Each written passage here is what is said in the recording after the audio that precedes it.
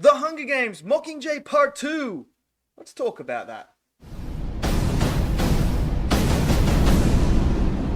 So with the new Hunger Games around the corner, we are now on our final step to taking the road of the retrospective look back at the Hunger Games. We are at the final hurdle here, Part 2 of Mockingjay. This is what we thought would be the final installment in the actual Hunger Games franchise until the new one's coming, which is actually a prequel. Funny enough. But we are going to look back at the final stages of the Hunger Games. The climactic battle, the good versus the evil, the rebellion versus the capital. Who comes out on top? Now, I enjoyed the Hunger Games. I actually do. I can't believe, just how much I don't rewatch these movies because they're actually not that bad. They're actually quite good. And I have a lot of fun with them. And I think they do a very good job with showcasing how our society is now within these movies, even though these books were written way back. And it really showcases you to the potential of what humanity is like and where it could potentially end up. And what I really like probably most about part 2 here is the actual development of Katniss herself as a character. Now, as she progresses throughout this movie, the one thing that really changes and shapes her the most is her being on the front lines of this war. Her going through the actual war itself and seeing the horrors that war does bring. Now, what really opens her eyes is to the fact that when war's going on, everything is off limits. That's just the reality of war, and that's what comes with it, is even though we have a good side, we have the rebellion, that is trying to stand up to the capitals for being treated wrong, trying to stand up to Snow, to change the way that their society is, to change their future so they don't have to go into the Hunger Games, they don't have to starve, they don't have to do all this. They're fighting for a good cause, and you totally understand that, and you're standing with the rebellion. But what Katniss sees is the harsh reality of war. Innocent people get caught up in the middle of this battle, in the middle of this war, and they are the ones that suffer the most. And Katniss sees this when she's going through and she sees innocent people, getting killed. And that's just the reality of it. Like the moment where they bomb the actual mountain itself to enclose that defense system so that they can't get retaliated against, Katniss sees that there's innocent people in there. Why are we doing this? And this is where Gale has to, reinforce to her, it's war.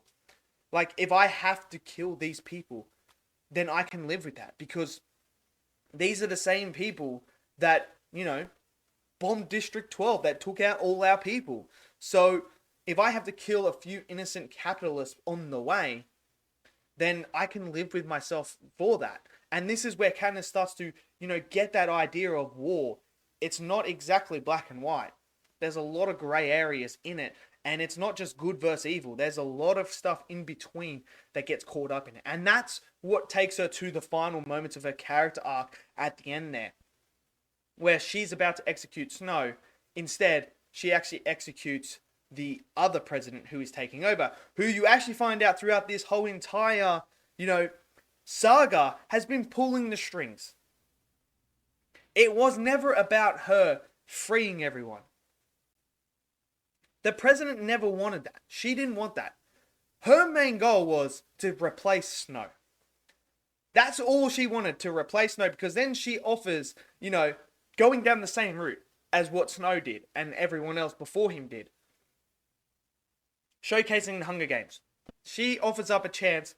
How about we make a Hunger Games where we get the capital and their children and they all fight for our entertainment. So it's like a complete same cycle. And this is where you finally understand her motives. She was never going to give free choice to everyone. She was never going to have a free election. She literally says, I'm going to be the interim president. How long that's going to be? I don't know. But that's what I'm going to do. I'm taking the burden.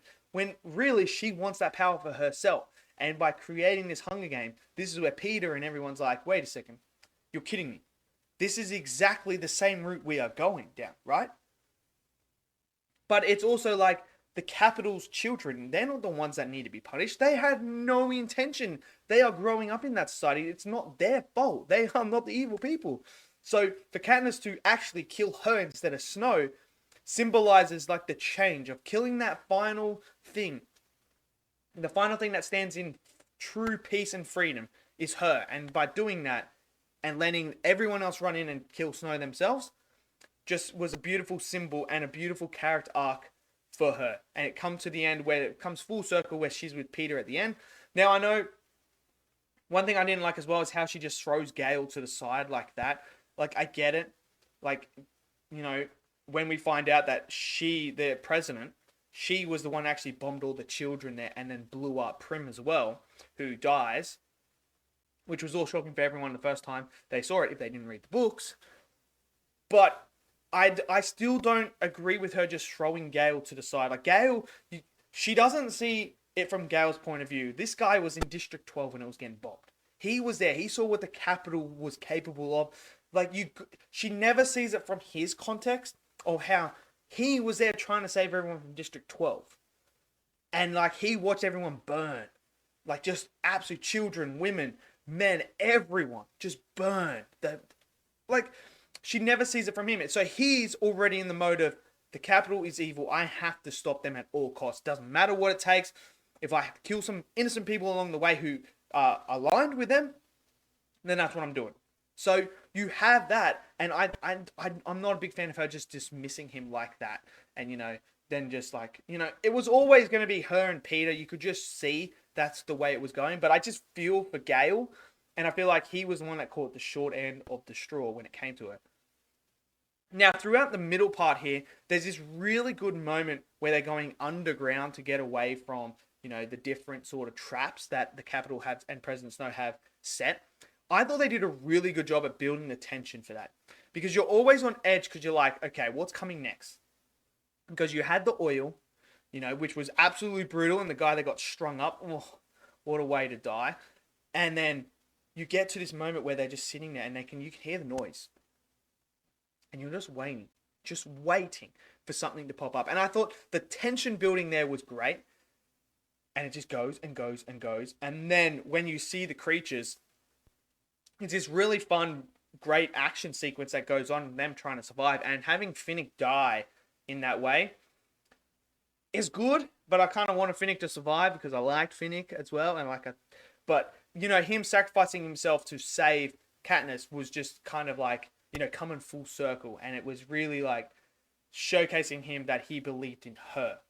Not the rebellion or anything like that, her. So that I really enjoyed. Also, Peeta, we see a broken Peeta in this movie, like him just trying to reorganize the memories, trying to figure out what is actually real and what is fictitious, trying to not meddle them together because the capital have and President Snow have put these sort of memories in his and distorted them to make him want to kill Katniss because he's under the impression Katniss is the sole purpose of everything happening. So you see this broken dude and him trying to come back to reality and that. So it's good to see him get his happy ending. I enjoyed that.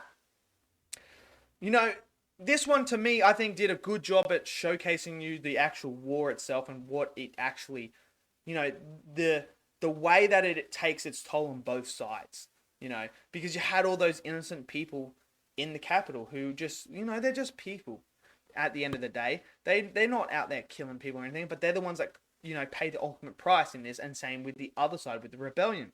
So, you know, you had this beautiful moment where it come around and everything is peaceful at the end. There's no more Hunger Games, no nothing. But obviously we know Prim's dead. Like, that's just ironic how everything started with Prim getting her name pulled out and Katniss volunteering to save Prim.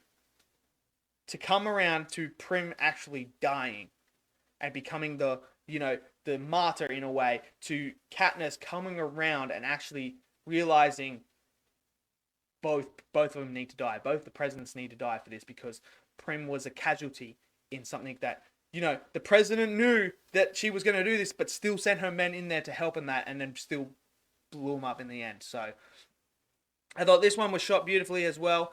The creativity to use the pods, I thought was a great idea, especially with how you know, the creatures and stuff like that. The design was great.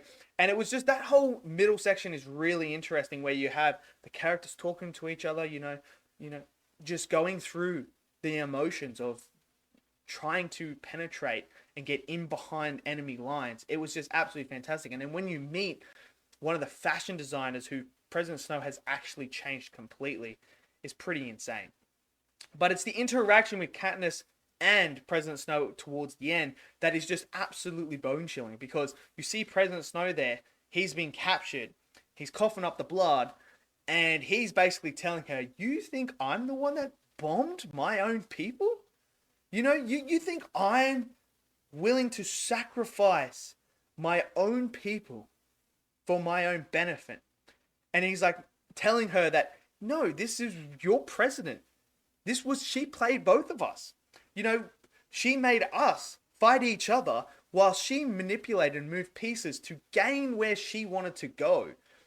And by, you know, basically covering her own tracks with that bomber, with the capital flag, and showcasing that it was the one that bombed all the children and that made them all turn on Snow, which then ultimately he had no resistance left. That's it. Even though he was ready to surrender. And now Katniss is going to face that evil again because she is basically Snow 2.0. So I thought that whole conversation was brilliant. And then the end where Snow is laughing, where she shoots the president. Like, it's just him just realizing, aha, so you played us both. But I think, look, I don't mind this one. I like this one. I think there's some good elements in here. And then obviously the stuff with Gale, I don't like how dismissive she was of him. Like, because at the start, she's all about him in the first Hunger Games. And all of a sudden, it's just like, bro, man, you just don't see it from his point of view. But it is what it is. Let me know what you guys think. Did you guys love part 2? Smash it down there. Smash that like button. Click subscribe. And I'll see you guys next video. Until then, stay safe and peace out.